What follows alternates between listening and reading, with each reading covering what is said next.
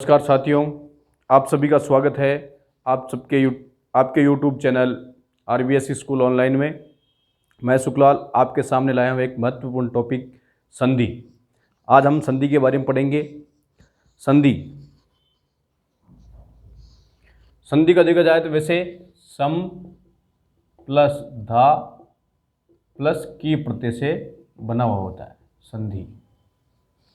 तो हम इसकी देखो परिभाषा देखेंगे। दो वर्णों के मेल से उत्पन्न विकार को हम संधि कहते हैं। विकार यानी परिवर्तन से, यानी कि जब दो शब्द मिलेंगे तो एक अपने को नया परिवर्तन देखने को मिलेगा, उसे हम संधि कहेंगे।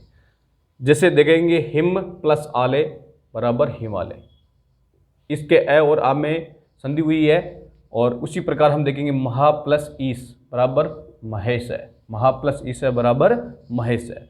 अब हम देखेंगे संधि कितने प्रकार की होती है। संधि 3 प्रकार की होती है। पहली अच संधि, दूसरी हल संधि, तीसरी विसर्ग संधि। जिसे हम अगर साधारण भाषा में बोले स्वर संधि, व्यंजन संधि और विसर्ग संधि। स्वर संधि क्या होती है, व्यंजन संधि क्या होती है, विसर्ग संधि क्या होती है, उसके बारे में हम देखते हैं। स्वर का स्वर से मेल होता है, वहाँ पर स्वर संधि होती है। उसी प्रकार हम देखेंगे हल को हम व्यंजन बोलते हैं। व्यंजन का स्वर से मेल होना व्यंजन संधि कहलाती है। जैसे आपने पढ़ा होगा कि संस्कृत के अंदर व्यंजन, स्वर और विसर्ग और आता है इसके अंदर। तो विसर्ग में क्या होता है, विसर्ग के बाद में स्वर और व्यंजन का जो मेल होता है उसे हम विसर्ग संधि कहते हैं। पाणिनि के अनुसार क्या अच प्रत्यार है, हल प्रत्यार होते हैं। अच प्रत्यार के अंदर स्वर आते हैं, हल प्रत्यार के अंदर व्यंजन आते हैं। उसी प्रकार हम पहली संधि देखेंगे दीर्घ संधि। दीर्घ संधि की पहचान क्या होती है, अपन अगर पहचानना जान गए तो अपने लिए संधि बहुत इजी हो जाएगी। देखेंगे तो इसकी पहचान क्या होती है, संधि स्थल पर दीर्घ मात्रा आती है। संधि स्थल पर क्या आती है, दीर्घ मात्रा आती है। जैसे कि हम देखेंगे कदा प्लस अपि, तो कदापि बनता है, तो यहाँ पे क्या है, मात्रा, बड़ी मात्रा आ गई। राम प्लस अयनम रामायणम, तो यहाँ पे बड़ी। नदीस, भानुदे, पितृण और श्रीशय में देखेंगे यहाँ मात्रा बड़ी है। तो इसकी पहचान हो गई। अगर अपने को पहचान करना आ गया तो अपने को संधि विग्रह करना भी आ जाएगा। तो इसका एक देखेंगे छोटा सा नियम है, वो क्या है, उसके अकॉर्डिंग हम चलेंगे। अब देखते हैं ए, ई, उ, री और ली। इसके बाद में अगर समान सवर्ण यानी वापिस ए, ई, उ, री और ली आता है तो उसकी क्या हो जाएगी, दीर्घ हो जाएगी। जैसे ए प्लस ए या आ हो जाएगा, ई प्लस ई हो जाएगी, उ प्लस उ बराबर उ हो जाएगा, री और री हो जाएगा, ली का ली रहेगा। तो हमें ये याद रखना है, जब भी ये स्वर आए तो हमें इनका अच्छी तरह से प्रयोग करना है। तो हम इसके उदाहरण देखते हैं। पहला है कदा प्लस अपि, ए प्लस आ प्लस ए बराबर आ हो गया, कदापि। राम प्लस अयनम रामायणम, तो इसमें देखो न और यह न हुआ, क्योंकि जिस शब्द में र, री और से ये तीनों शब्द आते हैं वहां पर र न का क्या हो जाता है, न हो जाता है। तो हमें ये ध्यान रखना है, र, री और मूर्धन्य स आने पर र का नहीं, न का न हो जाता है। इसी प्रकार नदी प्लस ईस है, नदी प्लस ईस है बराबर नदी से। भानु प्लस उदय भानुदे, पितृ प्लस ऋणम पितृणम। इसी प्रकार आगे देखेंगे श्री प्लस ईस है श्री से। यानी कि हमें ये ध्यान रखना है कि इसमें जो भी परिवर्तन होगा वो दीर्घ में होगा। तो दीर्घ में बड़ी मात्रा होती है और उस बड़ी मात्रा का हमें ध्यान रखना है। अब आगे चलते हैं हम गुण संधि पे। गुण संधि की पहचान क्या होती है कि संधि स्थल पर एक मात्रा होती है। कौन सी मात्रा होती है, एक मात्रा होती है। एक मात्रा किस पे होती है, एक मात्रा होती है ए पर और ओ पर। हमें याद रखना है क्योंकि ये पहचान है, और ये पहचान हमें अगर आ गई तो हमें संधि बहुत ही इजी वे में पे अपने को एकदम सीख जाएंगे। जैसे देखेंगे ए आ के बाद में, ए और आ के बाद में अगर ई आता है, उ आता है, री आती है और ली आता है, तो इनको क्या आदेश हो जाएगा, ई को ए आदेश, उ को ओ आदेश और री का अर आदेश हो जाता है और लृ का अल होता है।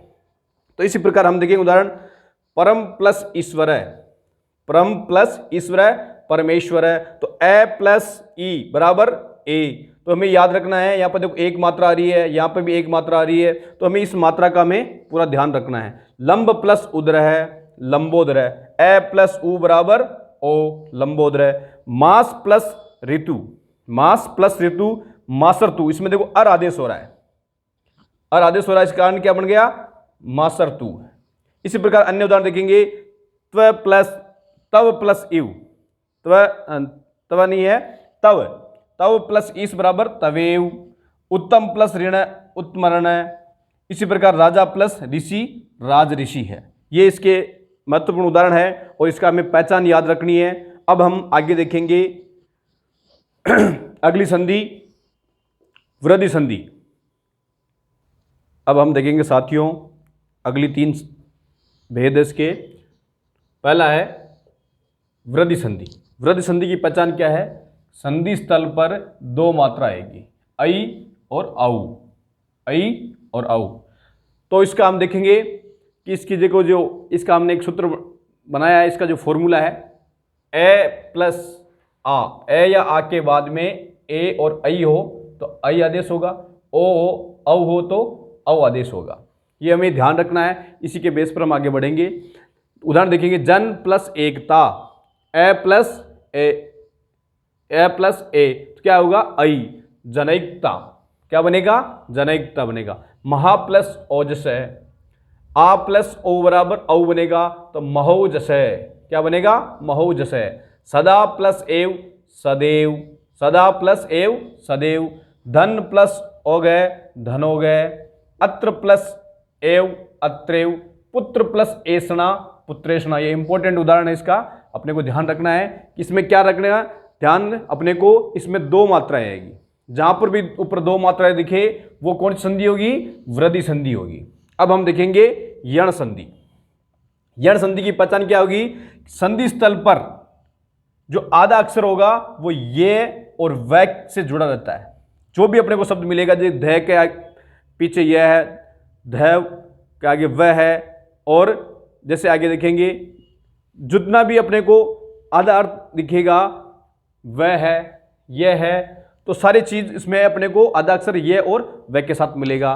तो इसका देखो ये जो अपने को इसका फॉर्मूला है, ई के आगे आएगा ये, उ आएगा तो वह बनेगा, री आएगा तो रह बनेगा, ली आएगा तो ल बनेगा। अब अपने इसके उदाहरण देखते हैं। शुद्धि प्लस उपास्य शुद्धि उपास्य है, शुद्धि प्लस उपास्य शुद्धि उपास्य है।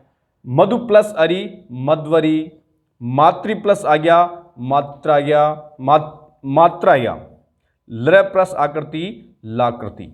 इसी प्रकार हम आगे और देखेंगे। धातु प्लस अंश है धात्रांश है। यदि प्लस अपि यद्यपि। सु प्लस आगतम स्वागतम। स्वागतम हम कई बार हमें देखने को मिलता है, प्रत्यय भी देखने को मिलता है, तो हमें इनको अच्छी तरह से ध्यान देना है ताकि हम कभी इसको भूल नहीं पाएंगे। अब है अंतिम अयादि संधि।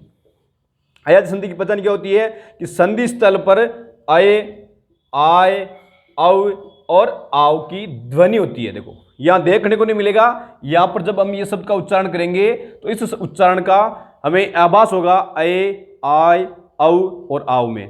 तो देखो इसमें क्या होगा, ए आएगा तो ए का अय बनेगा, आई का आय बनेगा, ओ का औ बनेगा, औ का आव बनेगा। ये हमें इंपॉर्टेंट है, ये याद रखना है, ये चीजें हमें याद रखनी है। इसका एक सूत्र होता है एचो यवा यव।